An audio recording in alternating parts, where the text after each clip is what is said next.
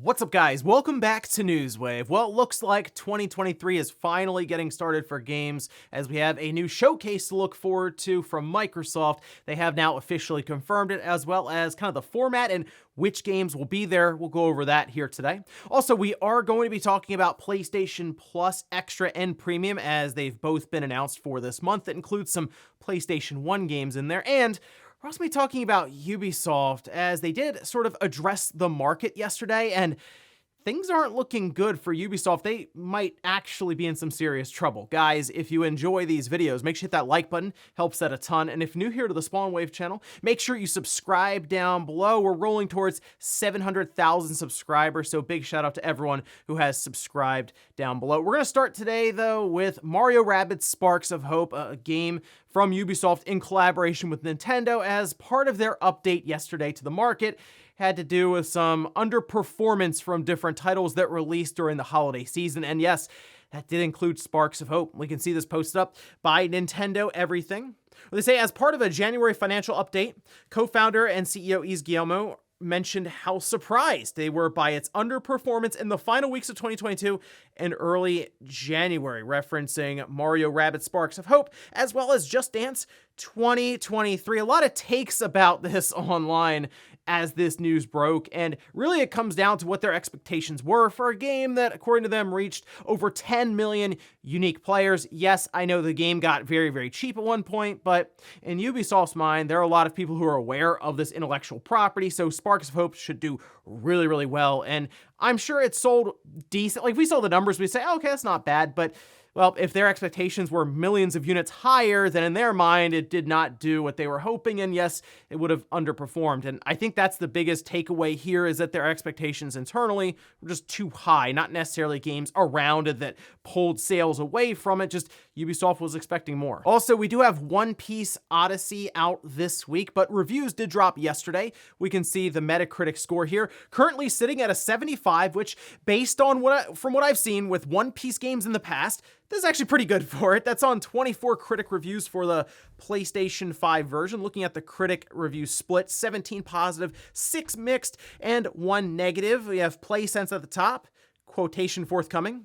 All right, great. But then we do have at the bottom, CG Magazine says One Piece is a slog to play with horrendous pacing and progression issues, destroying what little good can be found in the story and combat. Ooh, definitely laying into it on that one. But if we look at True Gaming right below PlaySense, One Piece Odyssey is an excellent introduction to an anime's world into RPGs. The gameplay is fun with great content and a new adventure with the Straw Hat Pirates. I did check out the demo, played 30 to 40 minutes of it. It was kind of odd because they started you at level 40, but then they kind of revert you back as you're going towards the end of it to then work into the full game itself. I'm still picking it up, although the demo was kind of average to me from what I've seen so far. Visuals looked good. The UI was a bit odd with the combat, and even that was kind of easy, so maybe I'll feel a bit differently about the main overall title when it releases and I get a couple of hours into it. Oh, and we did have an update go live for Bayonetta 3, and it's pretty sizable. We can see this posted up over on Nintendo Life, going over all the different fixes and parts of the patch. This is for version 1.2.0. They have combat adjustments, they have changes to difficulty and some of the time limits and stuff, the game modes. They have a ton of bug fixes here. Unfortunately, I don't see anything that focuses in on the performance aspect, which was the biggest complaint that I had. I'm sure many other people did, because the frame rate got kind of iffy there at times, but it's good to see that they spent so much time going back, seeing the feedback, and actually making some adjustments for the game. And I'm curious if we will see another patch that maybe hones in on the performance side, or who knows, maybe there is some of that in here, they just didn't highlight it. I guess we'll have to go back and check it out for ourselves. And guys, with some of the quick news out of the way, let's get into the bigger stuff. Let's start right away with our first real big gaming showcase of the year. I know we had Sony at CES, but that wasn't a big spot for them to show off some of their huge titles that are coming up. No, this is coming from Xbox, and it's the developer direct that was kind of leaked out a bit early on Windows Central, and now Microsoft has confirmed it. We can see this posted up over on news.xbox.com. They say Xbox and Bethesda to present Developer Direct livestream on January 25th. So the date, time, all of that lines up with what we had gone over from Windows Central, 12 p.m. Pacific, 3 p.m. Eastern Time. And something interesting about this, it appears that it's going to be presented by the game creators themselves. So from the studios, Arcane Austin, Mojang, Turn 10, ZeniMax. So we're not going to have that banter back and forth with maybe hosts or something on stage. I think this is going to be jump from one studio to the next. They show off the games with gameplay, talk over it, explain some of the mechanics and maybe thought process of how they decided to shape the game, and then we move on to the next one. And some of the titles we have outlined here includes The Elder Scrolls Online, Forza Motorsport, Minecraft Legends, and Redfall. Redfall being the one I'm very curious about because we've, of course, recently heard that it was more akin to a Far Cry experience as opposed to Left 4 Dead. But Forza Motorsport is another one I'm curious about since they did a lot of work behind the scenes for Forza with this engine that they've been building out for ray tracing and damage physics, all these different things going into it to really build out the ultimate driving simulator. And I might get a wheel for this one. I don't know. Let me know in the comments if there's a specific brand or wheel that you have for the Xbox that's worked very well with Forza, whether it's Horizon or just previous Forza Motorsport games. But you will notice there is no Starfield listed here, and they did address this. It says, to dedicate the proper amount of time for a deep dive into Bethesda Game Studios' Starfield, a standalone show is in the works. And this is the exact strategy that I figured they would go with, especially as Windows Central mentioned that Starfield might not be here and that could be something separate. It makes sense. Starfield is this massive game that's been built up to be the next big Elder Scrolls Skyrim, kind of game, but in space, right? From Bethesda. So it seems like there's a lot to go over there. And yeah, they could probably fill up 30 to 40 minutes on their own, especially if it's in the format of, hey, the developers are they're going to talk to you about this game and show it off. And that's really all they have to do with Starfield, because no matter how hard they try, they're not going to be able to show us everything in that game. That is a title they'll put out there after giving us the basic rundown of it, and then we sort of discover things for ourselves. Also, I do think there's a possibility that maybe there's a little more to this show, as Xbox Game Pass account on Twitter did say, hey, you're going to want to make sure you tune in for this. And yeah, sure, a lot of that has to do with these titles being on Game Pass, but there's always the chance of a curveball being thrown in there, maybe with a title being revealed for Game Pass. That could even shadow drop. It'd be really cool if GoldenEye just maybe showed up there with a date or right then and there, and then Nintendo tweeted out that it's also going to Nintendo Switch Online. So we can dream. I know. Well, I mean, GoldenEye should be coming out at some point soon, I hope, right alongside of Advance Wars. Yeah, it's all coming together here. But hey, looking forward to the Xbox showcase, the Developer Direct, and I hope Microsoft can continue to push out more and more of these showcases going forward, as we're expecting their release schedule to start ramping up throughout 2023, working into 2024. Next up, let's talk about PlayStation Plus Extra and Premium tiers, as we did have all of the games revealed all at once on PlayStation Blog for the month of January. We can head over there now, and these games will be live starting January 17th. We'll start with the Extras tier. Back 4 Blood, PS4 and PS5, Dragon Ball FighterZ on the PS4, Devil May Cry 5 Special Edition on the PS5. We have Life is Strange Before the Storm, PS4, and then Life is Strange on the PS4. Sayonara Wild Hearts, which is a game that I know Nate was really pushing when it came out. That's on the PS4. Jet the Far Shore, PS4 and PS5. Just Cause 4 Reloaded on the PS4. There were some odd things with this listing at first because they had PS5 next to that PS4 logo, so people were thinking maybe there was some sort of next-gen patch.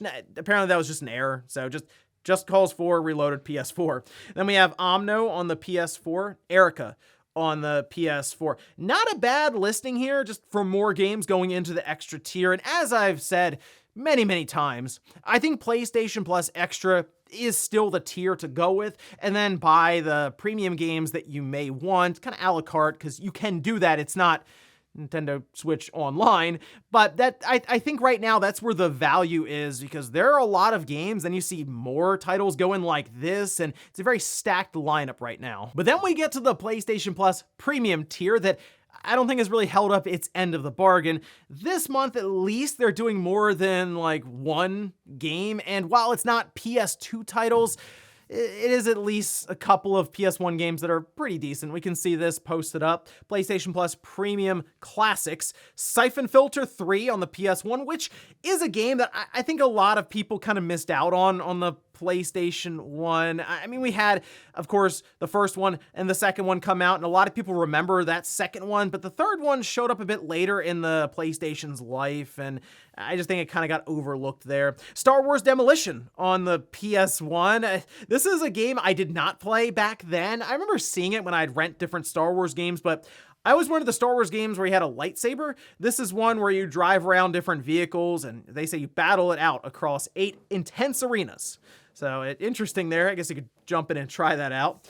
Hot Shots Golf 2, which Hot Shots Golf is always a good time, and there we have the second one going to the service. So while I am happy that they are at least putting some classic games in there for the month of January, because it's really gotten to a point where it's a toss-up if they'll even acknowledge the classics lineup with new additions, I'm still waiting for that PS2 game. We haven't really had anything brand new go into the PS2 lineup, and that's where I thought just the most potential was. Think of that library of PlayStation 2 titles and what they can do with trophy support, better frame rates, visuals, the list goes on. So I'm hoping 2023 is the year where Sony remembers their most successful system they've ever released and starts pulling from that library for this service. But at least as of now, we have some PS1 games to look forward to. And in our last bit of news, let's talk about Ubisoft, because after the report they put out yesterday, I think they're in some serious trouble right now, and there are several reasons for this. But first, let's start with the report they put out and some of the things that they outlined and strategies going forward, which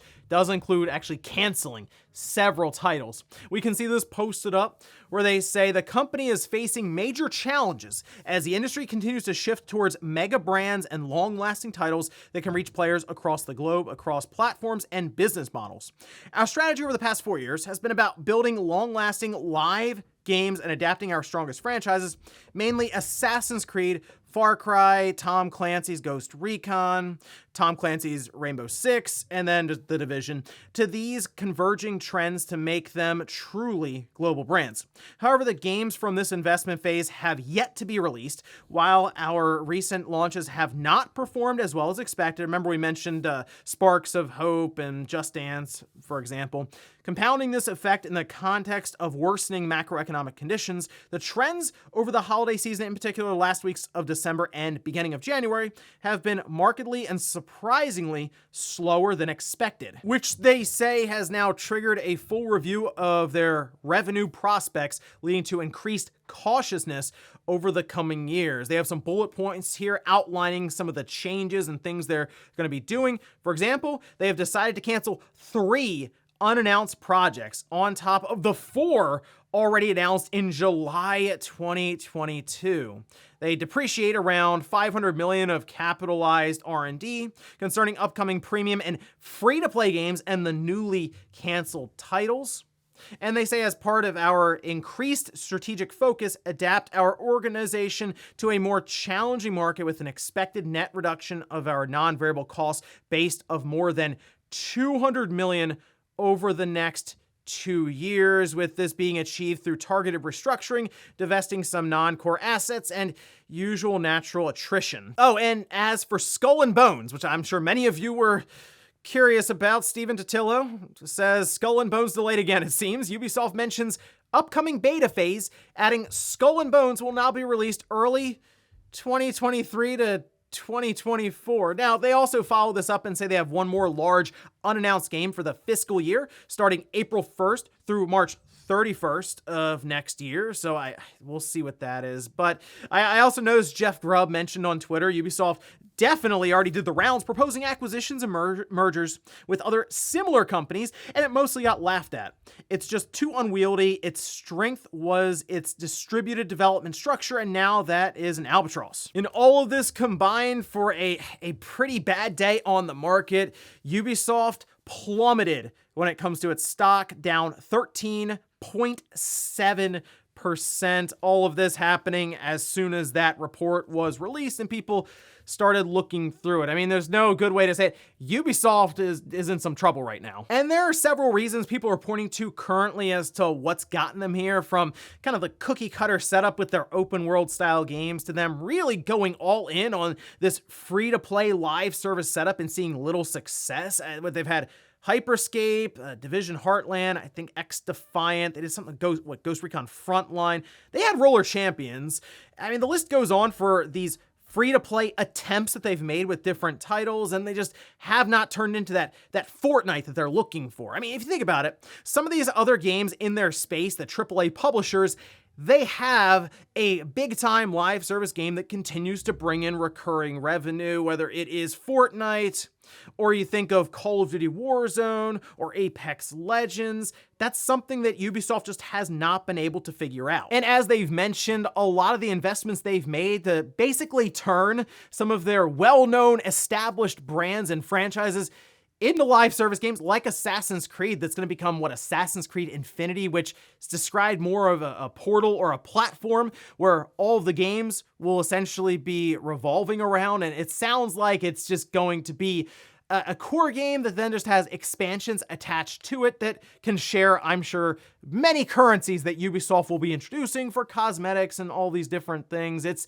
just hasn't worked out for them yet, and they're kind of burning through money trying to get one of these games to market. Now, as it stands, Ubisoft does have some big titles still coming, Avatar being one of them, Star Wars, and then that Assassin's Creed platform that, I mean, the first one apparently is going to be them taking Assassin's Creed to Japan, which many people have been asking for, so it's going to be tough for Ubisoft in the coming year or two. It really will be, and I'm hoping they can kind of weather the storm and make it to that point where these games can come out, because I would like to see them do well so they can attempt something like this Prince of Persia Sands of Time remake that at this point sounds like it's up in the air if that will end up getting out the door. And that's the thing. Hopefully they can stick around long enough to get that to market and it be a decent quality. And now we're talking about Skull and Bones still being delayed out. Remember Beyond Good and Evil 2? It's a mess over at Ubisoft, and it's not shocking to hear that they attempted to merge or be sold, and everyone kind of just said, nah, you know, we're good, Ubisoft. You guys do your thing over there, and we'll check back in if maybe you have to dissolve and start selling off intellectual properties or something, because unless Ubisoft gets it turned around, based on what we're seeing happen with their stock over the last 4 or 5 years, it's not looking great going forward. Hopefully they can find their Apex Legends or their Warzone or Fortnite, or even at this point, Monster Hunter World, because it's coming down to the wire for Ubisoft, so I'm hoping they can pull it out. And before we go to the comments of the day, we're gonna take a look at the poll that I posted up yesterday, where I asked, how are you planning on getting Starfield? And I asked this because I saw some people yesterday in the poll comments say, why don't you put Starfield on here when it comes to sales? And well, let's take a look at the results. 8% buying it physically, 8% buying it digitally, 31% downloading it on Game Pass, and then 53% say I'm not interested in Starfield or I'm not picking it up. The reason I didn't put Starfield in there is because I don't believe Microsoft will tell us how many copies have sold. They'll tell us how many people have played Starfield. They did this with Halo, they did it with Forza, and I believe they'll do it here with Starfield, kind of engagement numbers. And I do believe many people are going to check it out on Game Pass, and that's what Microsoft wants in the long run. And in fact, that's how I'm going to check it out for the first time. And you know what? If I want to get it physically, I'll just kind of wait for it to drop in price and then pick up a copy for the shelf. But basically, that's why it wasn't in there next to games like Hogwarts Legacy or Final Fantasy or Zelda, because I think Square would tell us numbers, I think WB would tell us numbers, and Nintendo basically does constantly. So, hey, Starfield, either way, looking forward to seeing more about that one when they're ready to do that entire presentation that's, I'm sure, going to have a lot to go over. And we'll finish up with the comment of the day, as you're seeing here. This is from Indecency saying, is that a Mako or Mako controller for the N64? Best third-party controller ever. You know, I'm thinking back, I feel like the N64 probably had the worst or the grossest third-party controllers.